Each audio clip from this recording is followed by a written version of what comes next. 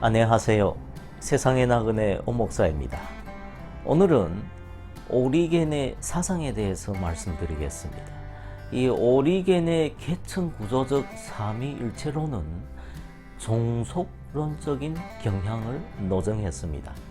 그는 로고스를 제2의 하나님으로 지칭했습니다. 그러나 동시에 그가 로고스의 영원한 출생을 이야기한 점에서 성부와 성자의 동등성을 이야기했다고 하겠습니다. 그의 로고스 사상은 성육신하신 예수 그리스도의 양성의 관계성을 신인으로 이해했는데, 이는 후대의 신비주의에 결정적으로 영향을 미쳤습니다. 알레고리칼한 성경 해석과 플라톤주의적 사고에 따라 이 신성과 인성의 만남이 그리스도 안에서 최상으로 실현되었다고 보면서 이 연합이 기독교인들에 의해서도 실현되어야 한다는 것입니다. 그의 로고스 신비주의는 후대 오리겐주의자들로 하여금 하나님과의 신비적 연합을 추구하게 만들었습니다. 또한 그의 지나친 플라톤주의적 사변은 영혼의 선재, 지성과 물질적인 몸의 분리, 그리고 만물의 회복의 교리들을 낳았는데, 이러한 사상들은 이 후대의 오리겐주의 논쟁들의 원인이 되기도 했습니다. 특히 동방에서 이 이단들과 정통주의자들은 모두 오리겐주의자들이었던 것입니다. 이는 그의 사상의 심오성과 이 방대성 때문에 초래된 결과였습니다. 예를 들면 그의 이 로고스 기독론은 이 알렉산드리아와 안디옥의 이단, 그리고 정통주의 모두에게 영향을 미쳤습니다. 오리겐이 기독교 신학에 많은 공헌을 했음에도 이 보통 사람들이 받아들이기 어려운 주장들도 많이 했습니다. 그는 이 플라톤주의를 과도하게 원용함으로써 이 기독교 신앙을 풍성하게 만들었기도 했지만 혼란스럽게도 만들었습니다. 예를 들면 그는 이 영적인 세계와 물질적인 세계의 이중적인 창조를 주장했습니다. 따라서 이 영혼의 선제설을 믿었습니다. 그는 인간의 영혼들은 이 개인들의 출생 전 타락한 영들이었다고 보았습니다. 이 아담의 범죄가 아니라 육체를 입기 전 선재하던 영혼의 범죄가 바로 인간이 죄된 본성의 원인이라는 것입니다. 그는 또한 구속의 이해에 있어서 이 그리스도의 죽음을 사탄에게 지불한 몸값으로 이해했습니다. 그는 모든 형벌들은 이 치유적이며 만물은 궁극적으로 원래의 상태로 회복될 것이라고 했습니다. 이 지옥은 이 형벌의 장소가 아니라 정화의 과정이다. 정화시키는 불을 거친 후 사악한 사람들도 완전함에 이른다고 했습니다. 이것은 바로 궁극적으로 모든 이성적 존재들, 심지어 사탄들까지도 이 지복의 상태에 이를 것이라고 하는 이 만물의 궁극적인 회복의 교리를 주장했던 것입니다. 이 종말에 하나님께서 회복의 과정을 통해 세상을 새롭게 형성하실 것이며, 이때 모든 죄와 악은 파괴되고 모든 피조물들은 거듭나게 될 것이다. 그는 또한 하나님은 영원하시며 완전하신 창조주이시므로 하나님이 창조하지 않을 때가 없으며, 따라서 창조는 이 만물의 궁극적인 복구를 위해 영원히 계속될 것이라는 것입니다. 과도한 사변성 혹은 창의성 때문에 오리겐주의 논쟁들이 오리겐이 죽은 후에도 수백 년 동안 계속되었습니다.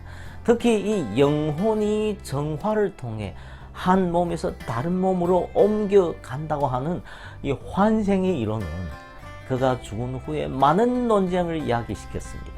기원 400년 이전에 이미 그에 대한 공격이 있었으며, 기원 543년 이 황제의 칙령에 의해, 그리고 그의 사후 300년이 되던 553년에 콘스탄티노플 회의에서 그는 정죄되었습니다. 이 수차례의 정죄에도 불구하고 이후 오리겐주의는 이 동방교회의 수도원주의에 엄청난 영향을 미쳤습니다. 서방에서는 13세기까지 그에 대한 연구가 계속되었습니다. 이 논리적 정치성에 있어서 그는 이 클레멘트를 따라가지 못했으나 이 사상의 방대함과 심오함에 있어서 그는 스승을 능가했습니다. 그는 영성, 서기 그리고 신학을 그의 저술들에 결합시켰습니다. 다음은 오리겐주의를 보도록 하겠습니다. 이 아리우스주의 논쟁의 최대의 희생자는 오리겐이었을 것입니다. 이 아리우스주의자들도 이 니케아주의자들도 모두 그의 사상을 인용했으며 그의 가르침은 이 논쟁의 대상이 되었습니다. 아리우스주의 논쟁이 발생하기 이전에 이미 이 리키아 올림푸스의 감독 메토티우스가 이 오리겐의 창조론과 부활론을 공격했으며 이 부활체와 지상의 육체의 동등성을 주장했습니다. 한마디로 그는 오리겐의 이 악의 기원에 관한 신플라토인주의적 설명 그리고 영혼의 선제설을 공격하고 부활시의 영적인 몸의 개념을 비판했던 겁니다. 이 니오 가이사레아의 감독 기적자 그레고리는 오리겐의 제자들 가운데 한 사람이었는데 이 오리겐에 대한 이 조사를 썼어요. 그는 이 조사에서 오리겐이 기독교와 이 기독교 선교와 신학을 위해 어떻게 그리스 문헌들을 이용했는지를 증언해 주고 있습니다. 오리겐의 제자 가운데 이 팜필루스라는 사람이 있는데 나중에 이 팜필루스가 가이사레아 학파의 지도자가 됩니다. 그는 로마 황제 막시미누스의 박해로 인해 투옥되어 있는 동안에 이 가이사레아의 유세비우스의 도움으로 그의 스승 이 오리겐을 변화했습니다. 유세비우스는 나중에 이 팜필루스의 오리겐을 위한 변증을 보완을 했습니다. 이 팜필루스는 이 오리겐의 작품 가운데 대부분을 옮겨 썼는데 나중에 제롬이 또 이들을 이용했습니다. 유세비우스는 이 오리겐의 삶에 대한 중요한 정보들을 전해주고 있습니다. 오리겐의 추종자들에는 이 4세기의 유명한 인사들이 많이 있었습니다. 이 팜필루스나 이 유세비우스 외에도 이 알렉산드리아의 디디무스, 아타나시우스, 가파도키아의 세 교부들, 이 포에티아의 힐러리, 그리고 이 일시적으로 제롬과 같은 순수 오리겐주의자들이 있었습니다.